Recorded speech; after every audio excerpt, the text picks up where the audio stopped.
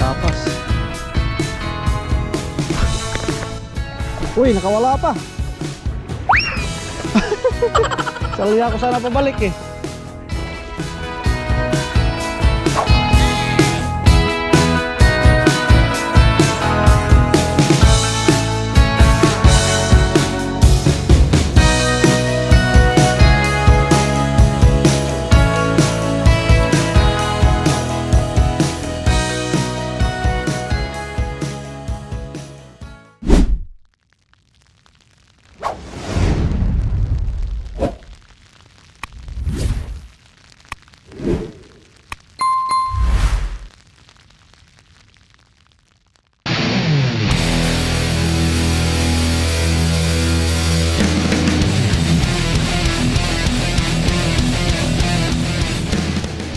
Have a nice day again mga ka-travel, mga ka-habis. It's time to travel and habis na naman po tayo.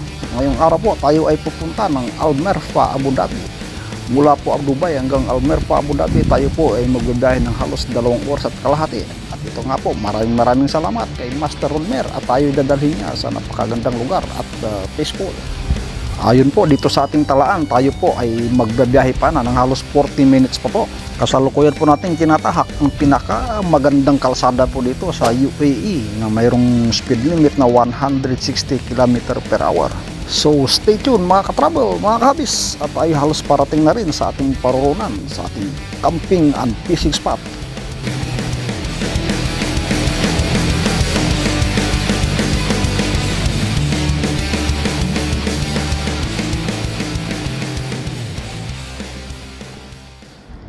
At ito na nga po mga ka-travel, mga kabis, tayo po ay dumating na sa ating camping fishing site. At ito po, hindi natin nagawang makapag video sa ating daanan dahil napakadilim pa po ng daanan. Wala pong ilaw po sa daanan. At ito, makikita natin ang ating mga kasamahan at sila ay nagre-ready na. Medyo malambot sa gilid ha, makamano kayo, parang lumambot sa ulan yung pinakagilid. So mga kabis, susubukan po nating mangilaw ng crab, baka sakaling makadali tayo ng mga crab. At ito, gamit natin ang ating improvised na lagayan. Baka sakaling swertihin po ang ating lagayan na ito. At ito ay kagagawa ko lang. Okay. A few hours later. So mga kabis, mga ka-travel, wala pa rin po tayong nasusumpukang mga crabs. Marahil tayo po ay nalipasan na po ng panahon ng mga crabs. So ganun pa man, papalipasin na lang natin ang gabing ito at bukas ng umaga po tayo ay magkakasting. Tatry po natin magkasting bukas, baka doon tayo suswertein. Okay, stay tuned again mga master, mga kabis. A few hours later.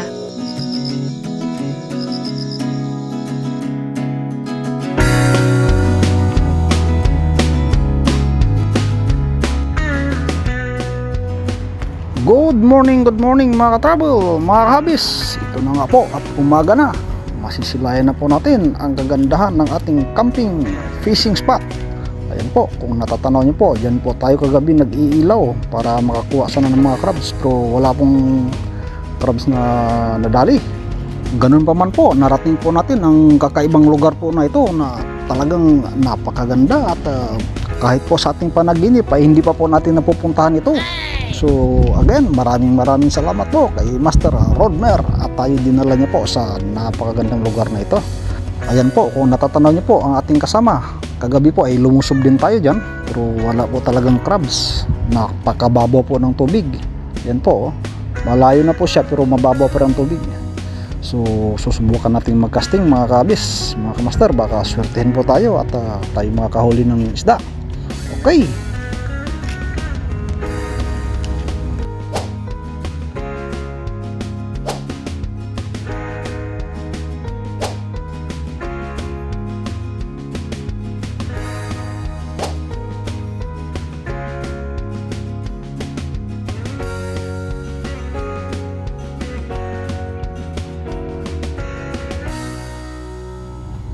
So mga kabis, sadyang matumala nga po yata talaga ang ating tinatarget ngayon. Wala ring crabs, wala rin po nag-strike sa ating pagkakasting. Ayan po ang alaga ng ating Kamaster Rodmer, ang kanyang napakagandang aso. Gucci. Lusog sa tubig.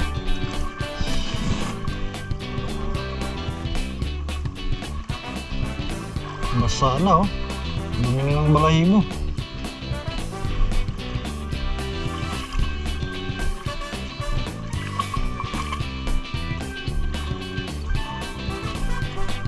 Bago yan.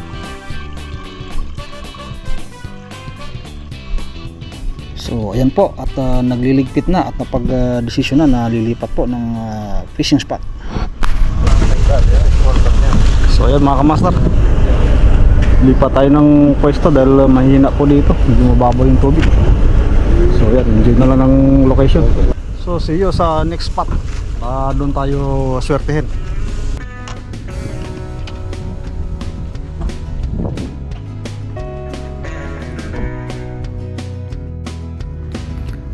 So ayan po mga master, mga kabis, ang ating dinaanan kagabi. At talagang kagabi hindi na tayo nakapag-video at gawa ng napakadilim po talaga ng lugar na ito. Dahil ito po ay hiwalay talaga, malayo po, wala pang kuryente dito. So madilim sa gabi. Saka ito po, enjoy na lang natin sa araw ang kanyang view. Kakaibang lugar po.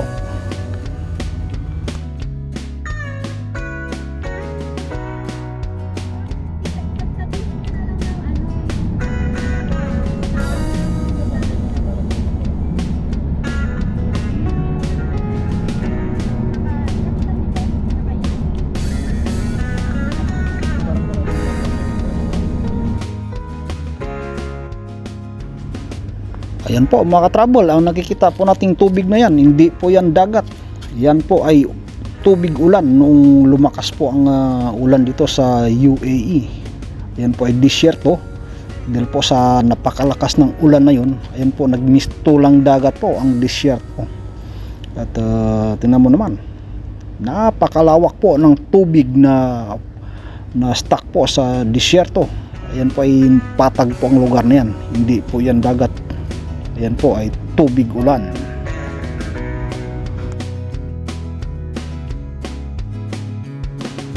Ayan na nga po mga ka-travel, tayo po ay approaching na sa ating next spot.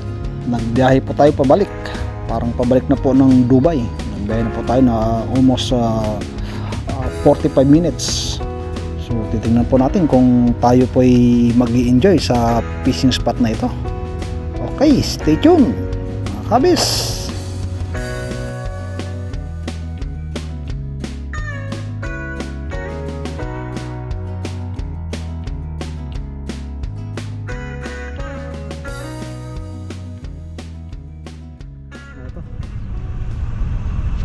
Maraming ito mga babae. Ang bangka naka-park doon. Ano, para kayong mga bata takbo-takbo dyan. So yan, tropa.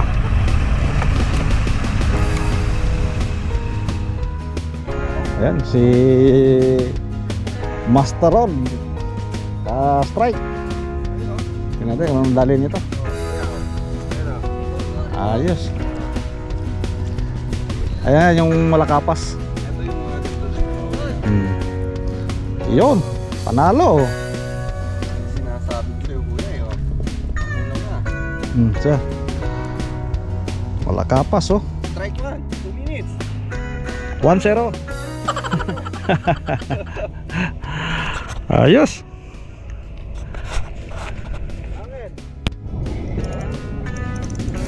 Ito po, strike tayo. Ano to?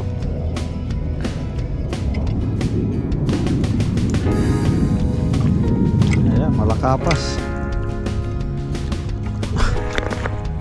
Uy, nakawala pa. Salali ako sana pabalik eh. Ha? Sing laki nung sayo kanina. Oo. Ito hindi na makakawala to. Kakalad ka rin na kita sa gilid. Ha? Oo nga no. Kinain ng halaan no. Lumipat sa akin dito. Tinaboy mo ba dyan?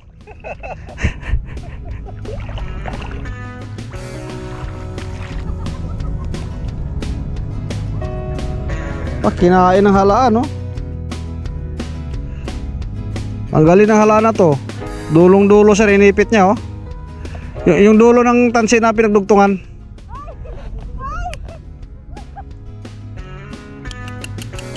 Gucci, gucci, gucci. Gucci, gucci, gucci.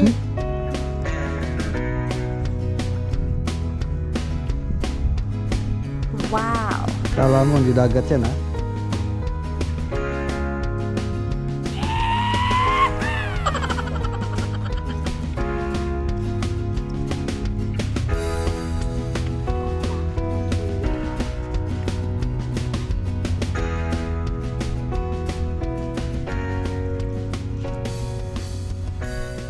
Ano? Hindi. Mayroon pa? Hindi pa sumusoko? Ako nahuhuli. Saan ba hinahawakan kuya pagka para pigilan mo yung pisit mo? Dito? Diyan. Okay naman, nakakatapo ka naman, di ba? Ang lapit eh. Ganyan, no? Open mo ganyan. Para mas safety yung ang reel. Sandal mo dito. Kasi di ba may ikot yan?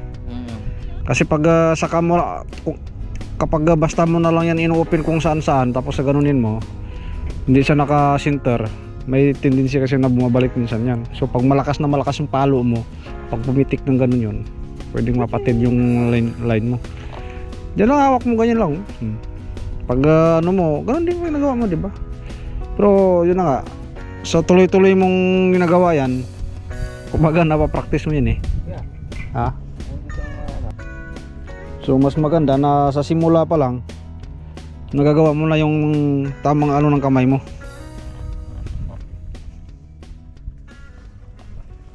Ang bait ni Ken sa isda, binabalatan pa yan dito na. Ang bait sa isda.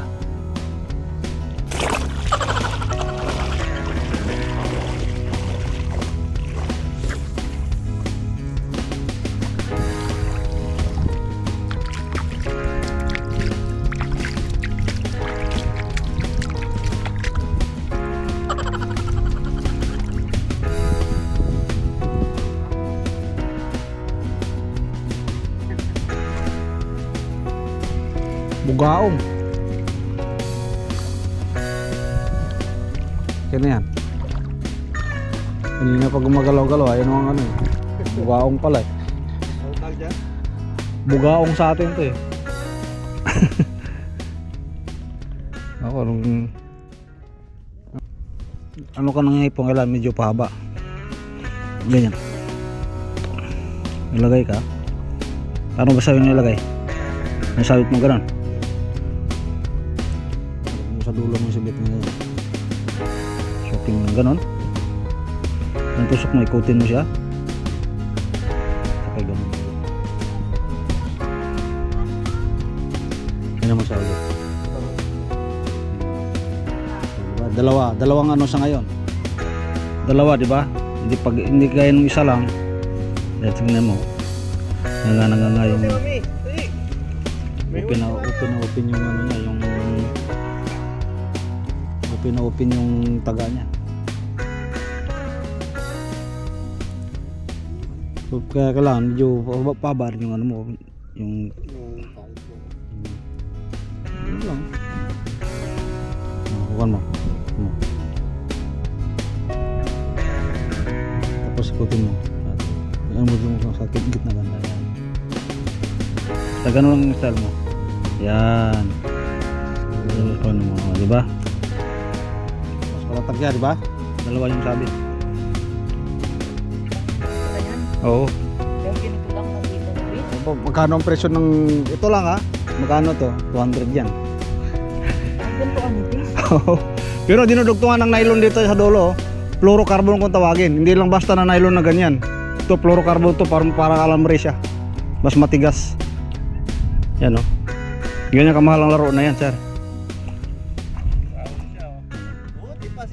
Yan ang pagdugtong yan. Kasi ito, napakahina nito sa kiskisan. Ito, ako nakahuli nitong pangit na to eh. Ito, ayan o. Buhay pa yan. Pag nabasa, mabubuhay.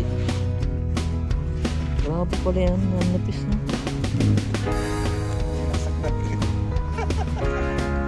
Pangit, Ken? Pangit na natin yan ngayon. Tinatakwil nga yan ng mga kasamahan niya. Naman, no sir? Ha? Naman. Makakuha pa tayong marap dyan. Dahil nangyari sa akin sa marap. Oo. Gucci! Wait! Gucci! Wala, nasabit. O baka mataga. Hindi, yung kagabi pinuntahan natin doon, babaw. Sabi mo babaw yung dagat. Kung kagabi nandito na tayo, dami nating nahuli niyan. No? Hindi Naran- natin alam na pangit pala sa atin, mag-overnight. Dito nakaraan, dito kami nag-overnight eh. Gabi pala nakakahuli na. Kasi mga doon, lalaki.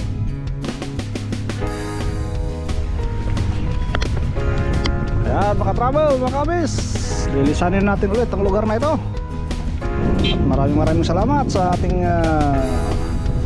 kaibigan na tayo nakarating sa lugar na ito. Okay, so, dalawang sasakyan na kami. Ayan. Okay. Okay, maraming salamat po sa inyong panonood ng ating video. So sa ulitin po, share ko na lang sa link po ng ating video ang location na to kung gusto nyo pumunta sa lugar po na ito.